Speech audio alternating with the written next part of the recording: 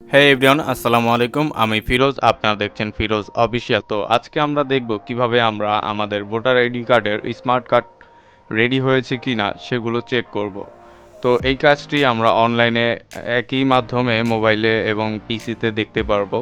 তো তার জন্য আমাদের সর্বপ্রথম হচ্ছে যে কোনো একটি ব্রাউজারে চলে যেতে হবে।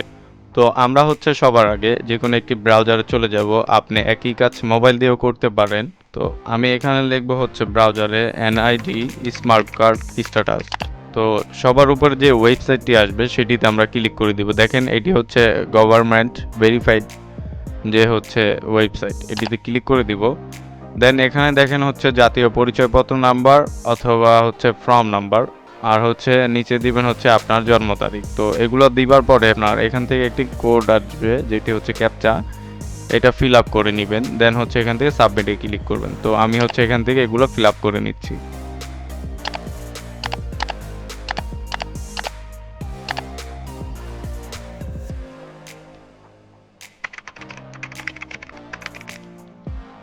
তারপরে হচ্ছে এখান থেকে আপনারা সাবমিটে ক্লিক করে দিবেন। তো এখানে দেখতে পাচ্ছেন আমাদের স্মার্ট কার্ড স্ট্যাটাসটি দেখা যাচ্ছে যে স্মার্ট কার্ডের কোনো তথ্য পাওয়া যায়নি। যদি এটি আসে তাহলে আপনি বুঝে নেবেন যে আপনার স্মার্ট কার্ডটি এখনও রেডি হয়নি।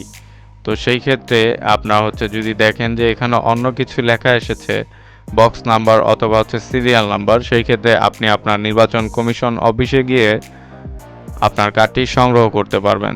আরেকটি ওয়ে আছে, সেটি হচ্ছে আপনারা মোবাইলে এসএমএস এর মাধ্যমে জানতে পারবেন। সেটি নিয়ে আরও পরবর্তীতে একটি নতুন ভিডিও নিয়ে আসব। তো আজকের ভিডিও এই পর্যন্ত। সবাই ভালো থাকবেন, সুস্থ থাকবেন। আল্লাহ হাফেজ।